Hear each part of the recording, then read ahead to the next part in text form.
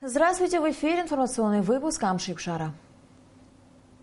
Сегодня в программе «Орех на высшем уровне». Ситуацию с вывозом ореха обсуждали сегодня у президента и на общественных площадках. О противодействии коррупции в особых экономических зонах, отмене платежей за приусадебные участки и репортаж заседания сессии парламента. В ногу со временем в ГАИ введена современная методика сдачи экзаменов на получение водительских прав. Рауль Хаджимба провел совещание по ситуации с введением таможенных пошлин за вывоз ореха. Президент поставил задачу не допускать мздоимства на границе. Репортаж Амры Амичба. В последнее время в обществе активно обсуждается вопрос повышения таможенных пошлин на вывоз ореха. Непонимание некоторых нюансов нововведения – следствие плохой информированности, считает глава государства. Рауль Хаджимба призвал все структуры больше рассказывать о проводимой работе. Идет процесс раскручивания ситуации. Правильно вчера было сказано. Орех – это товар, который практически продается практически круглый год.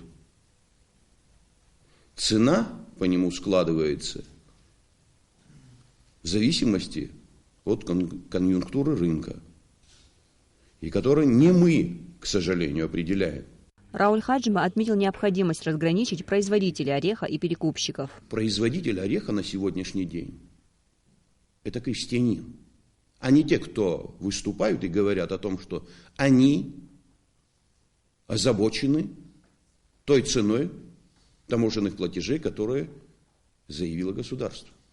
Почему цена таможенных платежей перекладывается на крестьянина? Посредническими структурами. И когда мне говорят о том, что в прошлом году таможенных платежей не было, и в позапрошлом не было. И это как положительный результат, который должен был сказаться на производстве ореха и на количество поступающих, во всяком случае, в государство денег. Но ни одного рубля я почему-то не видел. Не знаю, может, вы знаете лучше меня. Но я, например, не знаю, как оно повлияло, я уже не говорю на государственный карман, на государственный бюджет. Я хочу узнать, каким образом процесс именно производства, где заняты они, улучшился. Как улучшилось качество работ, как повысились заработные платы людей, задействованных в этот процесс. Так давайте, господа, пройдитесь и проверьте все это. И давайте скажем открыто, какие долги и кредитные долги висят перед так называемыми производителями. По информации председателя Государственного таможенного комитета Даура Кубахи, на сегодняшний день 140 тонн ореха вывезено через границу по реке Ингур, порядка 50 тонн через российско-абхазскую границу. При этом таможенных платежей в бюджет поступило на сумму более 4 миллионов рублей. Даур Кубахи отметил, что подобной статистики по вывезенному количеству ореха через грузино-абхазскую границу в предыдущие годы не было, а через ПСО за весь прошлый год вывезено всего 900 тонн орехов. Вице-премьер Дмитрий Сериков подчеркнул, что вывоз ореха искусственно сдерживается перекупщиками. Сейчас скупают товар, потому что, по моей информации, на гальском рынке в день происходит закуп ореха не менее 100 тонн. Но львиная доля из этого ореха пока оседает на складах и движения не имеет. Поэтому ждут либо конъюнктуры, либо какое-то изменение ситуации. Поэтому, как вот таможня доложила о тенденциях, мы вывозили в начале первых числа сентября по 2-3 тонны, сейчас мы там переваливаем за 15 уже тонн в день. Поэтому люди, кто-то уже перестает ждать, но основная масса ореха накапливается на складах. По мнению министра экономики Адгора Арзаба, необходимо разъяснить населению, что уплаченная ими пошлина возвратится в их районные бюджеты в виде дотаций, которые будут направлены на улучшение инфраструктуры, ремонт школ, дорог, крыш и прочее. Премьер-министр Артур Микваби предложил в закрытом режиме обсудить факты мздоимства и дополнительных поборов, которые имеют место на границах. Однако президент заявил, что если такие факты зафиксированы, следует открыто говорить об этом, и подчеркнул, что к нарушителям должны быть применены соответствующие меры. Глава государства поручил вице-премьеру Дмитрию Серикову изучить ситуацию, связанную с вывозом ореха через границу. Переходя ко второму вопросу совещания, президент Рауль Хаджимба привел данные по количеству людей, пересекших российско-абхазскую границу по реке Псоу. Эти данные Рауль Хаджимба запросил у российской стороны перед поездкой в Южную Осетию. И, как оказалось, цифры разительно отличаются от озвучиваемых Государственным таможенным комитетом Абхазии и по количеству людей, а также грузового и легкового транспорта.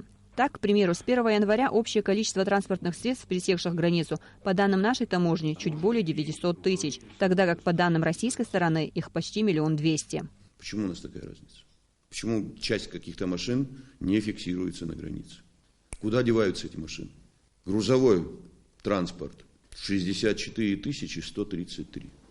Я хочу просто знать, 64 тысячи транспортных средств, они не просто виражируют на границе, они что-то возят. Они для чего-то же ездят.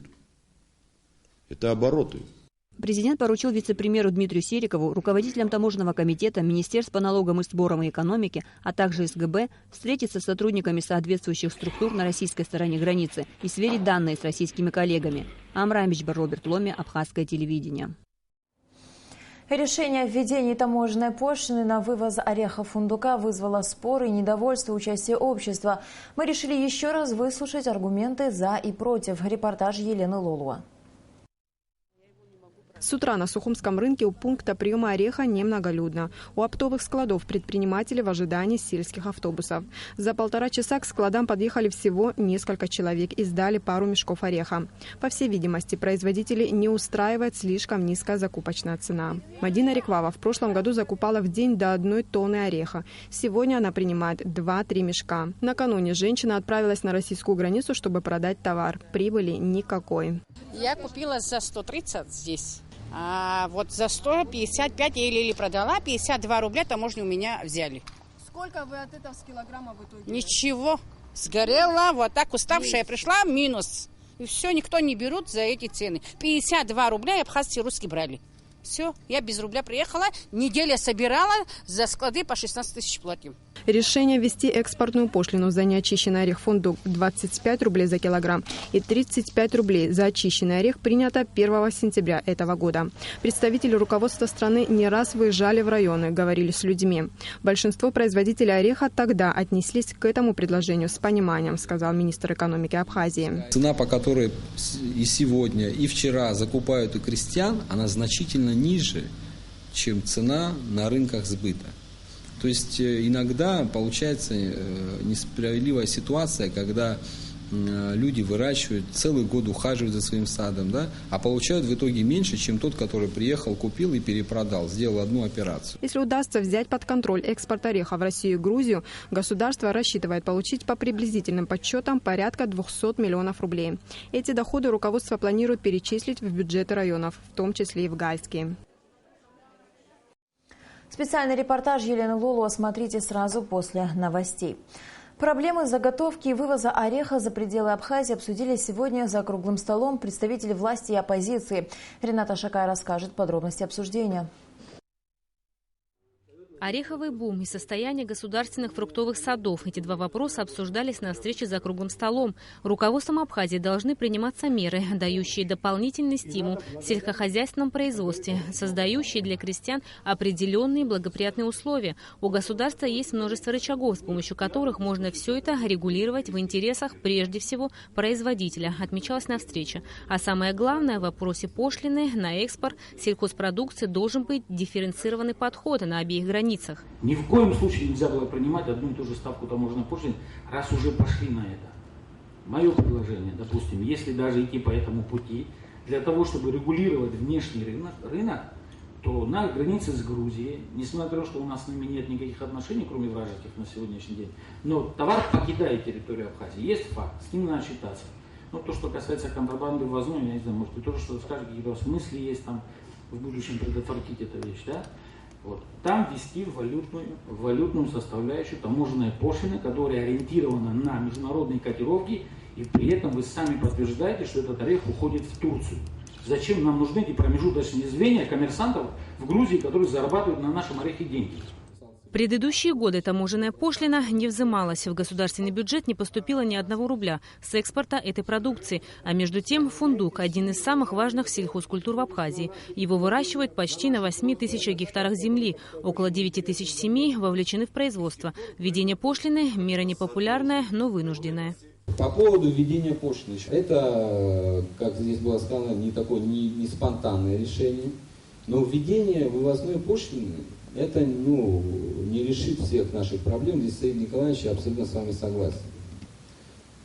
Но это один из этапов. Я знаю ситуацию на границе. Да, там тяжелая ситуация. Но вот сидеть и говорить, что да, вот там тяжело, и все это, ничего не делать нельзя. Это один из шагов. Что касается фруктовых садов, как отметил министр экономики, образовались долги 2 года назад, после того, как прекратилось финансирование. Адгур Ардзымба заверил, что долги по фруктовым садам будут выплачены до конца года. В свою очередь, министр сельского хозяйства Тимур Эшба добавил, что государство гибель этих садов не допустит. Рената Шакая, Астамур Гужба, Абхазское телевидение. Сельские жители, имеющие приусадебные участки размером до 0,25 гектаров, освобождены от уплаты налога за землю. Этот закон был принят сегодня Народным собранием. Кроме того, депутаты одобрили еще несколько законопроектов, касающихся вопросов создания в Абхазии свободных экономических зон и особо охраняемых природных территорий. Материал Налы Мукба. Первое после летних каникул заседание осенней сессии парламента республики началось с обсуждения законопроекта об особо охраняемых природных территориях. Он призван регулировать правовые основы государственной политики в области охраны и использования подобных земель в целях защиты уникальных объектов. Проект закона об особо охраняемых природных территориях был одобрен парламентариями в окончательном чтении. Худорское ущелье. Просто люди там бесчинствуют в том плане, что истребляют все, рыбу, животное, кто как хочет, использует его. И этот закон отчасти эти все моменты регулировал бы, статус его, положение всех этих природных территорий. Следующим обсуждался законопроект об особых экономических зонах. В документе расписаны механизмы создания в Абхазии подобных территорий. Мнения депутатов разделились. Часть народных избранников посчитала принятие закона полезным, так как он позволяет привлечь в республику инвесторов и тем самым улучшить экономический климат в стране. Они призваны обходить оборудованный государственный аппарат, который существует в этой стране. В нашем случае, мне кажется, помимо этого, мы вынуждены обходить вопросы нашей непризнанности, понимаете?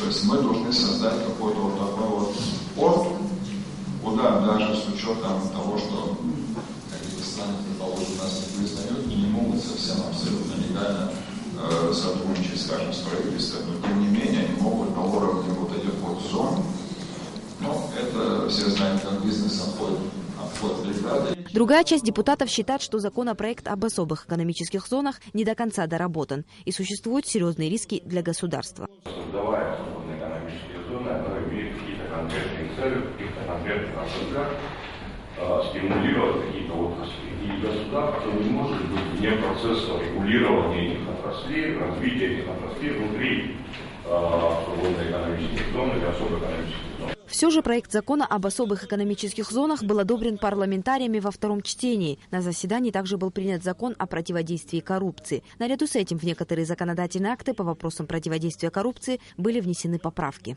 С учетом предложений, которые были внесены различными структурами, мы обсудили его в том виде, в котором он сегодня представлен, и представляем его вам.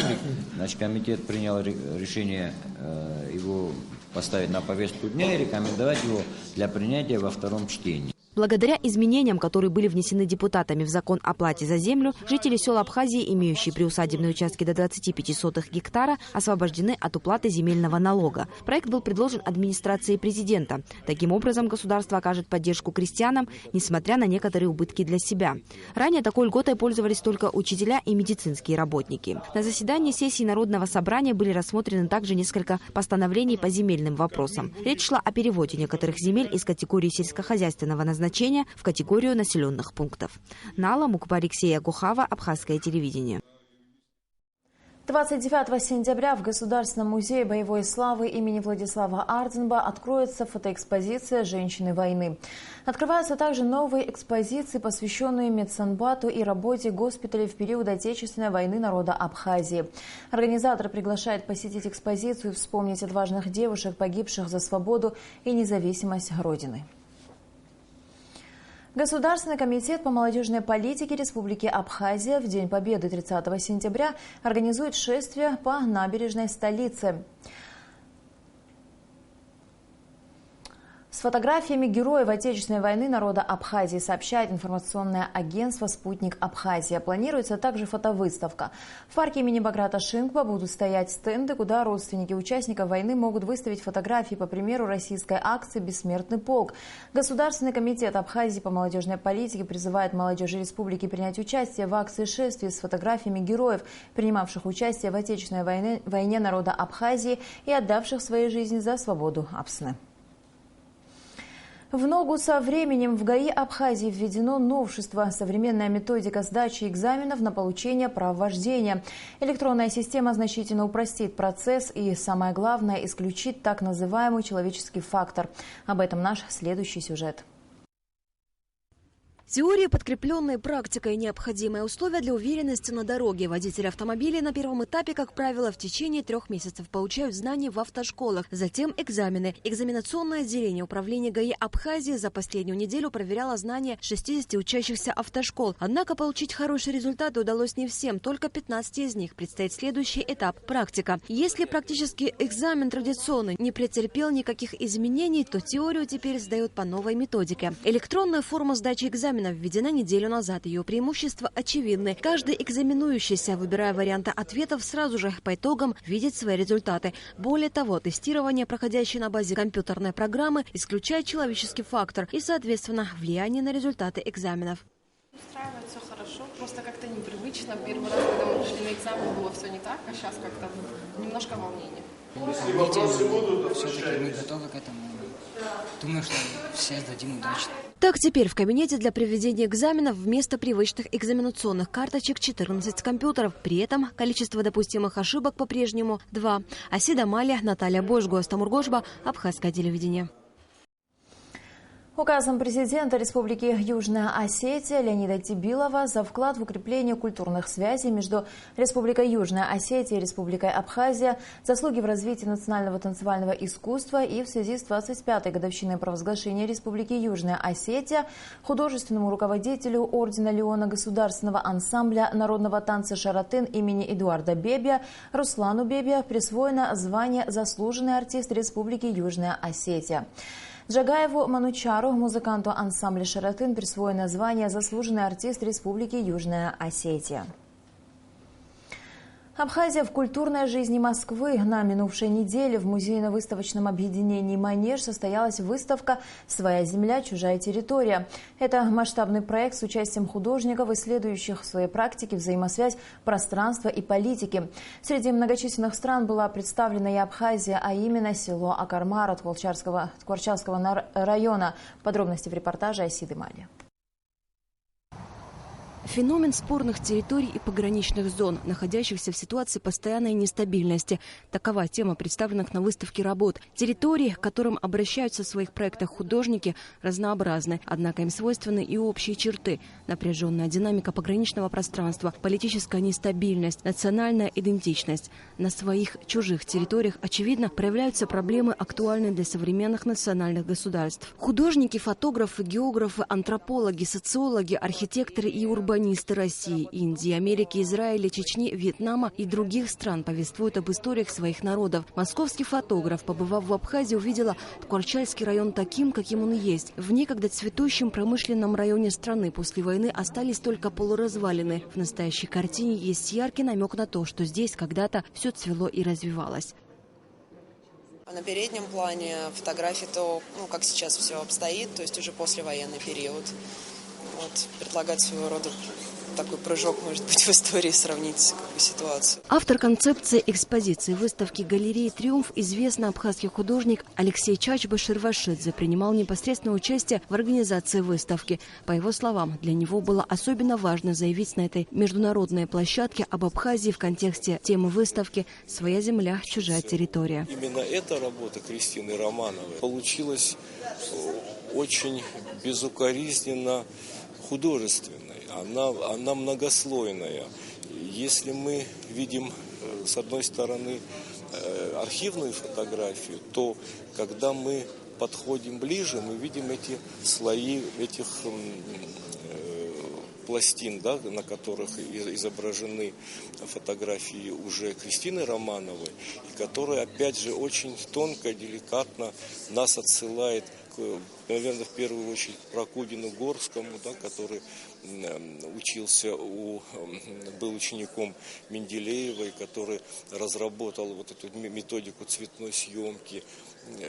Конечно же, если мы всмотримся, вот некоторые вещи, у нас некий поклон идет Пиранезе, да, с развалинами. Вот. И все в целом это получился очень многослойный, удивительный проект. Наш департамент по охране памятников думает над тем, как ввести Агармару в список охраняемых объектов. Это наше культурное наследие, потому что уникальный город Кварчели, который формировался в 30-х, 40-х, 50-х годах, если посмотреть, как он формировался, учитывая вот эту градостроительную среду, связь природного ландшафта и архитектуры, то мы должны что-то с этим делать. И мне очень нравится, что вот этот взгляд со стороны человека, который впервые приезжает в Абхазию, на те жемчужины, которые мы имеем, разрушающиеся. Вот. И я очень надеюсь, что организаторы этой выставки подумают над тем, и мы думаем над этим, вот как бы ее привезти в Абхазию. Видео Ниры Пирек Авраам снято в пещере патриархов в Хевроне, которая одновременно функционирует и как мечеть, и как синагога. В ряде проектов художники сами выступают протагонистами своих историй, предпочитая наблюдению, прямое действие и открытый диалог реальности. Шилпа Гупта в процессе работы над проектом «100 карт Индии, нарисованных от руки», обратилась к 100 жителям Индии с просьбой по памяти нарисовать границы своей страны. Элизабет Хоак Доэринг для кинетической инсталляции «Переписчик» первоначально использовала мебель, которую она взяла у греческой и турецкой общины в Никосии. Пожалуй, это самая необычная инсталляция, поразившая посетителей. Автор данного проекта уверен, в предметах есть жизнь, и судьбу свою они способны писать сами. Асида Мали, Саид Агухава, Абхазское телевидение. В соответствии с законом о праздничных и памятных днях в Республике Абхазия, четверг, 24 сентября, объявлен праздничным нерабочим днем Курбан-Нуха. Распоряжение об этом подписал премьер-министр Артур Микваби. Первый вице-премьер Абхазии Шамиль Адзамба примет участие в программе «Вопрос министру» в пятницу, 25 сентября. В прямом эфире вице-премьер ответит на ваши вопросы, уважаемые телезрители. Вы можете отправить свой вопрос на электронную почту вопрос.министру@gmail.com. Итак, в эту пятницу, 25 сентября, гость студии, первый вице-премьер правительства Абхазии Шамиль Адзамба. Пишите и записывайте интересующие вас вопросы. А сейчас сообщение Нацбанка о курсах иностранных валют. Доллар США 66 рублей 4 копейки, евро 73 рубля 54 копейки. И в завершении выпуска о погоде.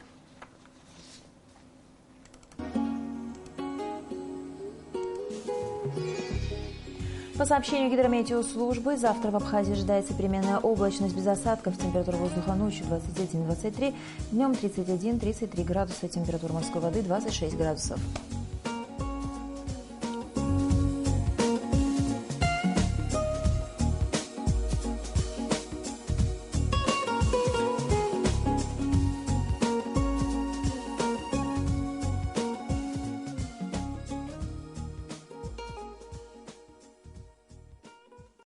На этом наш выпуск завершен. Всего вам доброго.